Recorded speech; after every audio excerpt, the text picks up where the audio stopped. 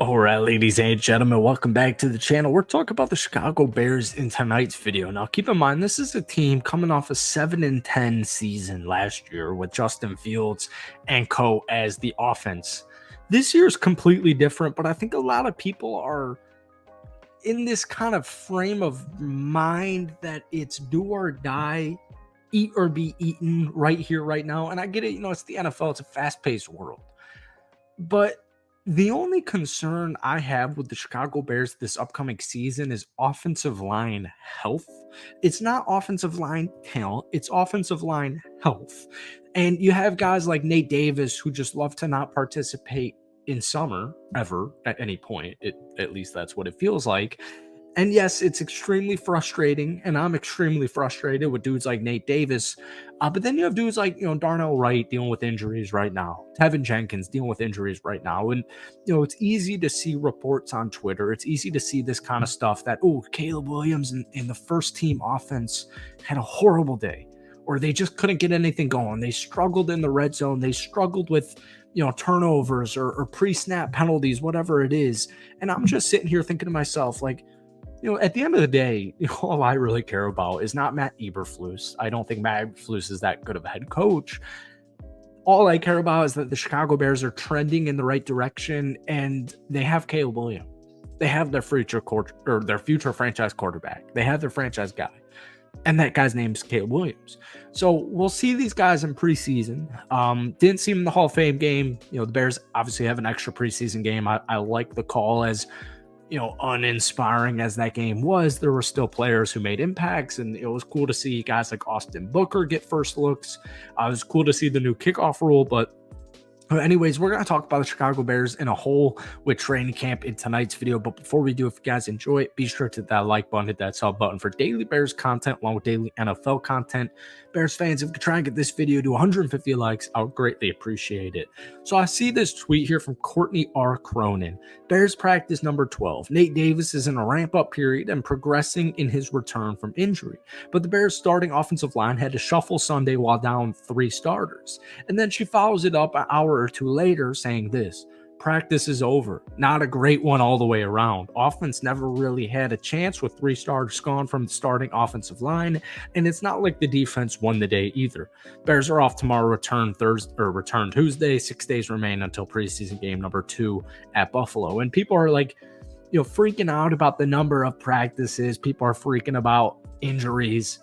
I just don't simply care, because if this was like Caleb Williams' 5th season in the NFL, if this was Caleb's, even 3rd or 4th season in the NFL, and you're coming off, a 10-7 season, you follow that up with the 12-5 season and an NFC North title, and you lost a couple of playoff games, like, yes, I would understand some concern for the health and, just talent of the offensive line, and guys missing practice, and the lack of practice is like, none of that matters to me, folks. None of that matters to me. We've been covering the Bears for a couple of years now on this channel.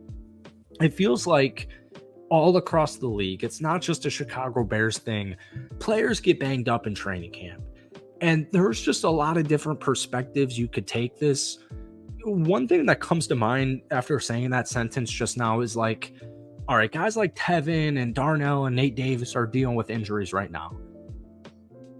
But at the same time, if all of these 3 guys were healthy and practicing right now, and let's say they get injured at some point in the season, it's like, now we got new issues.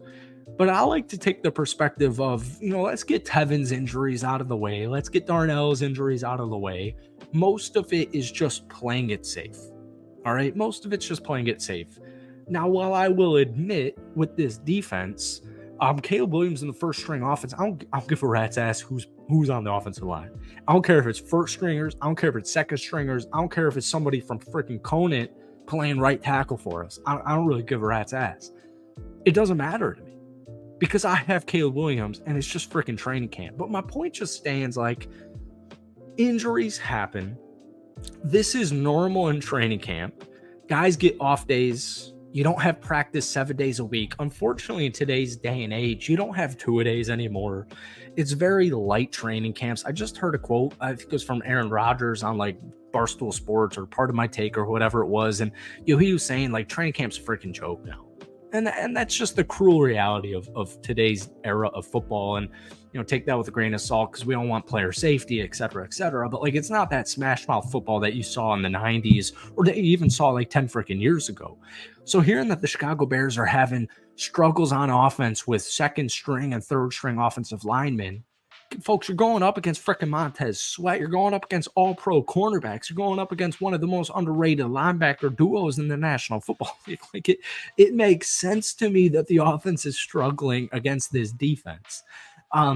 My really only issue with the Chicago Bears offensive line comes down to Nate Davis, and it feels like this reoccurring thing. He's getting paid a boatload of money, and you know what? Look, if you're gonna miss training camp for these injuries, but you come out in the regular season and you do your job and you play like a Pro Bowl, or you do at least an above average or even a freaking average job, that's fine. You know what? I can deal with the shenanigans and the antics of training camp, and that you're a veteran and whatever, you want to play it safe. Unfortunately, that's not necessarily the case with Nate Davis. My only concern with the Chicago Bears, there's a center competition going on right now between Coleman Shelton and Ryan Bates. The unfortunate thing is, I don't think that freaking matters, because I think at some point in the regular season, Ryan Bates is going to have to play right guard because Nate Davis isn't going to be good to go for 17 games.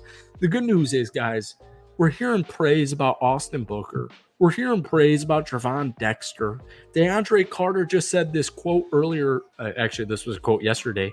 He said once Caleb Williams gets control of the offense and really gets his hands on it, he's going to be one of the ones.